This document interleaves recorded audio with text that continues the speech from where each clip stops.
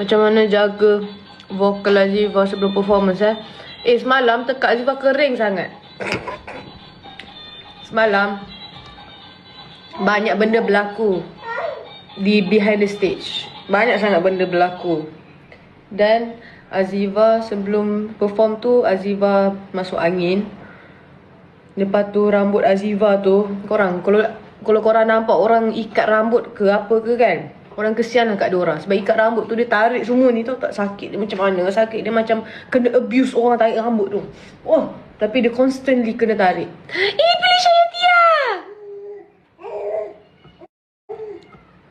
So Aziva nampak tak selesa semalam sebab rambut Aziva ketat sangat. Lepas tu berat tau. Tahu tak nak dekat 2 kilo kat rambut Aziva semalam. Sebab dia letak benda tu, dia letak hair extension. Berat lah. Aziva time rehearsal lagi best Aziva nyanyi. Nanti Aziva post. Tak. Yang selalu post Aziva time rehearsal kakak Aziva. Nanti kakak Aziva akan post kita orang time rehearsal. Tu lagi best sebab Aziva free sangat. Aziva rasa tak terikat dengan platform. Aziva rasa tak terikat dengan rambut. Tak terikat dengan baju. Baju tu pun macam longgar kat sini. So Aziva macam dah banyak fikir benda. Lepas tu kasut Aziva tinggi ni. So Aziva sangat terikat. Aziva kalau boleh nak perform pakai baju kelawar, boleh tak?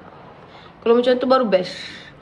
Oh Aziva semalam Aziva tak jaga pun. Semalam Aziva sakit tekak tu Aziva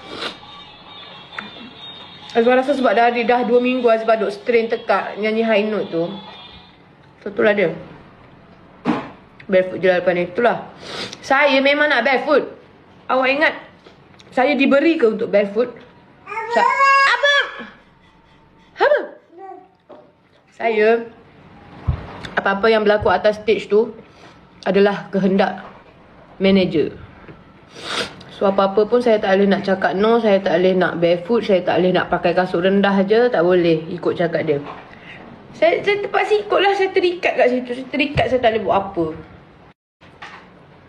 Siapa nak pakai heels tinggi macam ni? Saya tak nak. Bawa kan